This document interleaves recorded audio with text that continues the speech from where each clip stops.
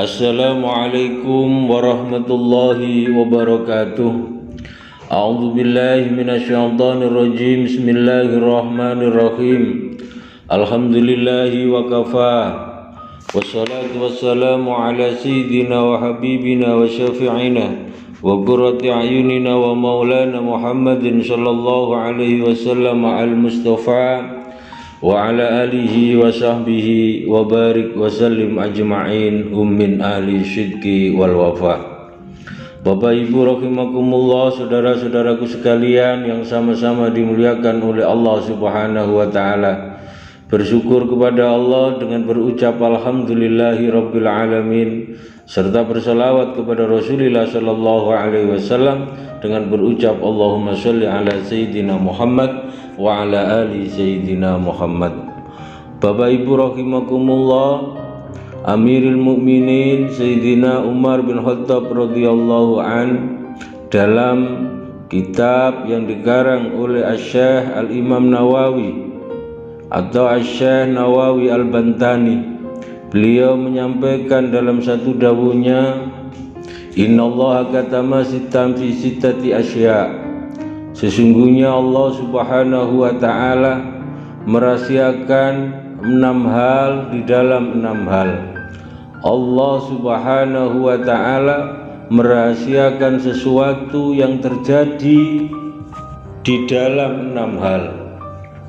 Yang pertama, katamal ridha fi ta'ah wa katamal ghadab fi ma'siyati. Allah merahasiakan dari amal-amal hambanya yang diterima. Allah merahasiakan keridhaannya di dalam amal seorang hamba. Artinya tidak ada standar secara khusus bahwa amal itu bisa diterima oleh Allah Subhanahu wa ta'ala. Itu dirahasiakan oleh Allah Subhanahu wa ta'ala. Oleh karena itu, jangan kita meremehkan amal baik walaupun itu kecil, bahkan remeh. Karena bisa jadi amal yang kecil, amal yang kita remehkan itu bisa menjadi atau jadi penyebab ridhonya Allah Subhanahu wa ta'ala.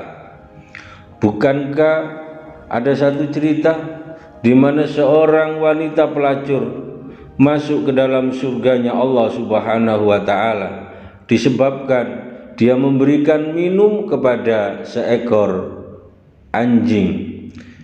Seekor anjing yang jelas-jelas anjing itu adalah najis, bahkan najisnya najis mughalladhah.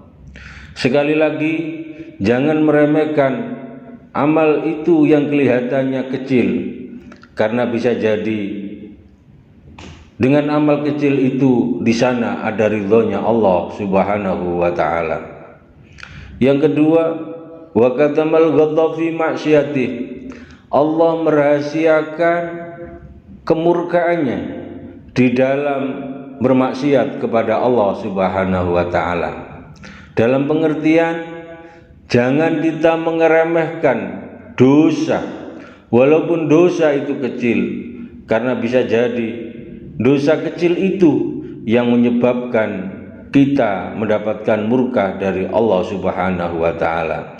Bisa jadi satu dosa yang kita remehkan itu bisa menjadikan sebab seseorang masuk ke dalam nerakanya Allah Subhanahu wa ta'ala.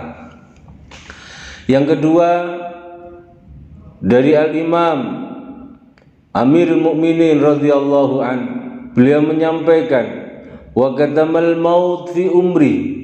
Allah merahasiakan kematian seseorang hamba di dalam umurnya.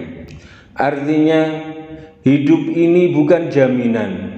Seseorang yang usianya muda kemudian masa hidupnya masih panjang, atau sebaliknya orang yang dilanjut usia justru dekat dengan kematian. Dan ini merupakan rahasia dari Allah Subhanahu wa ta'ala. Allah merahasiakan kematian dari seorang hamba. Bisa jadi orang yang jauh lebih tua itu umurnya masih lebih panjang daripada anak yang usianya masih muda. Ada 3 hal yang dirahasiakan oleh Allah di dalam kematian seorang hamba. Yang pertama, mata tamut, kapan kau mati. Ini adalah rahasia dari Allah Subhanahu wa taala.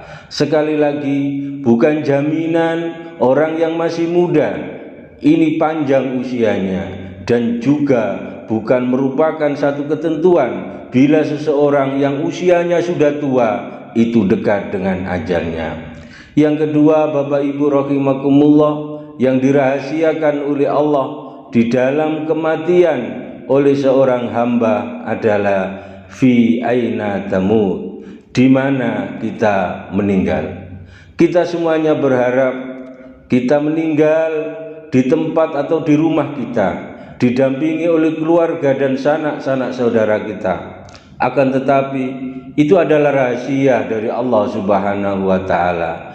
Belum tentu kita yang saat ini hidup di satu desa, berkumpul dengan anak dan keluarga bersama saudara-saudara yang lain, harapan kita meninggal di tempat ini. Akan tetapi itu adalah rahasia Allah Subhanahu wa taala. Bisa jadi kita yang saat ini tinggal di tempat ini justru meninggal kita di tempat yang lain. Yang ketiga, sesuatu yang dirahasiakan oleh Allah Subhanahu wa taala di dalam kematian seorang hamba, bi ayyi syai'in anta tamut, bi ayyi halin anta tamut, dalam keadaan bagaimana kita meninggal. Kita yang saat ini rajin beribadah, sekali lagi wal iyadu billah, jangan sampai kita yang saat ini ahli ibadah, tekun beribadah kepada Allah, suatu ketika kita dipanggil oleh Allah dalam keadaan tidak baik. Akan tetapi Rasulullah Shallallahu Alaihi Wasallam bersabda, orang meninggal dalam keadaan kebiasaannya. Matal mar'u ala ma'asya'alah, sesungguhnya manusia meninggal sesuai dengan kebiasaannya.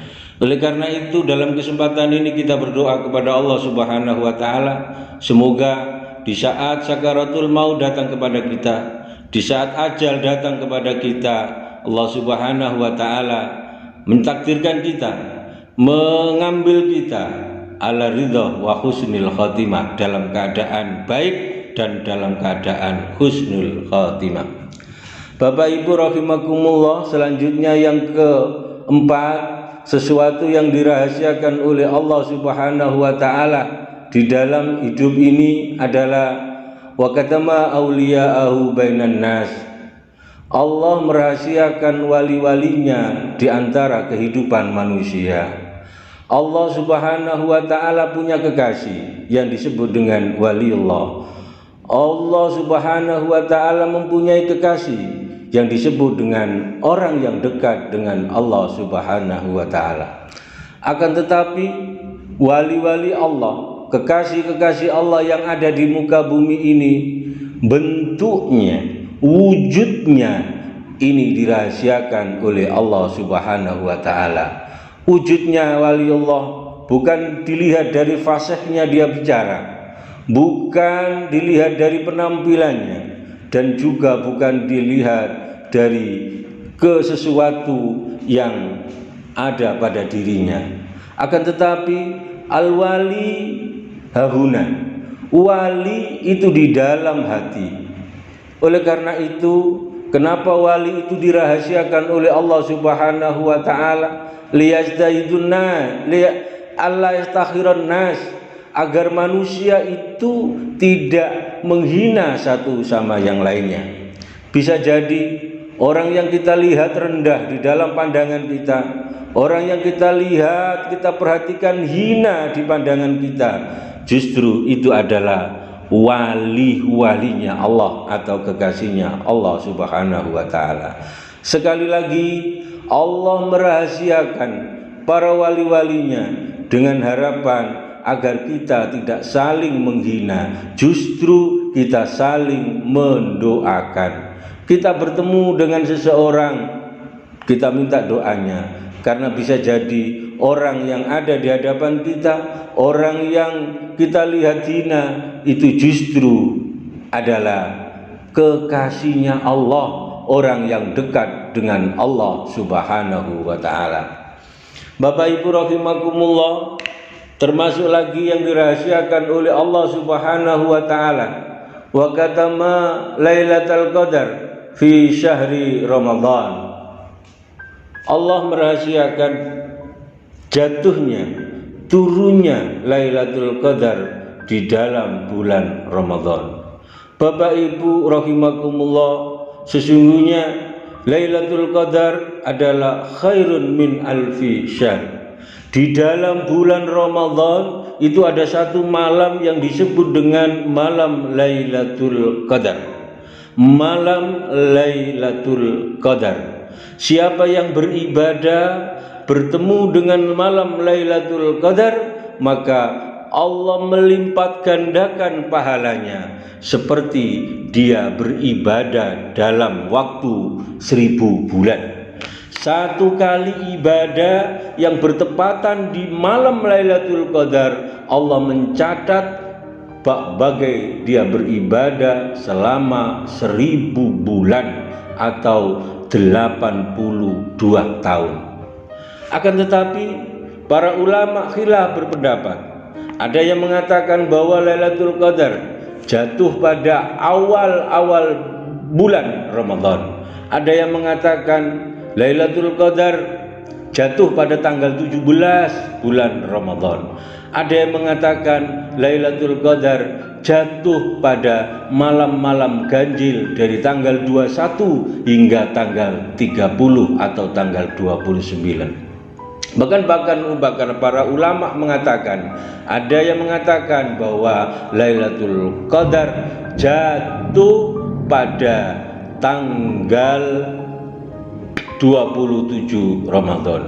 Bapak Ibu rahimakumullah, dari sekian banyak pendapat semuanya benar dan tidak ada kepastian mana yang paling benar. Dengan harapan, kenapa ini semua dirahasiakan oleh Allah Subhanahu wa ta'ala, agar umat manusia, umat Nabiullah Muhammad sallallahu alaihi wasallam liyastaidu fi jami' layali fi syahri Ramadan, agar umat Nabiullah Muhammad sallallahu alaihi wasallam dari tanggal 1 hingga tanggal 30 selalu bermujahadah kepada Allah, bertakarrub kepada Allah, memanfaatkan setiap malam di bulan Ramadan dengan harapan dari sekian malam yang dilalui ada di antaranya malam Lailatul Qadar.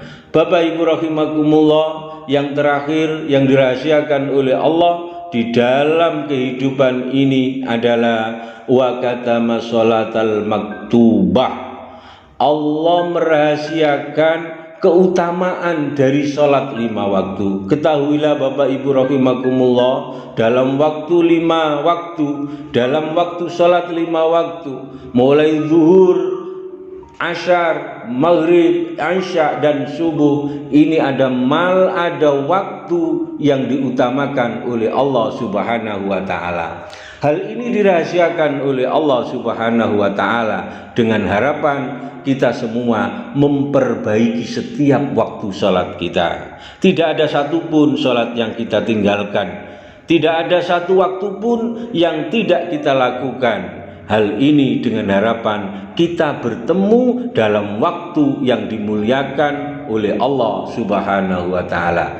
Bapak Ibu rahimakumullah, demikian yang bisa saya sampaikan dalam kajian sore hari ini. Semoga bermanfaat bagi kita. Sekali lagi, mari kita selalu melakukan amal ibadah dengan harapan semuanya mendapatkan ridha dari Allah Subhanahu wa ta'ala. Wallahul muwaffiq ila aqwamit thoriq. Wassalamualaikum warahmatullahi wabarakatuh.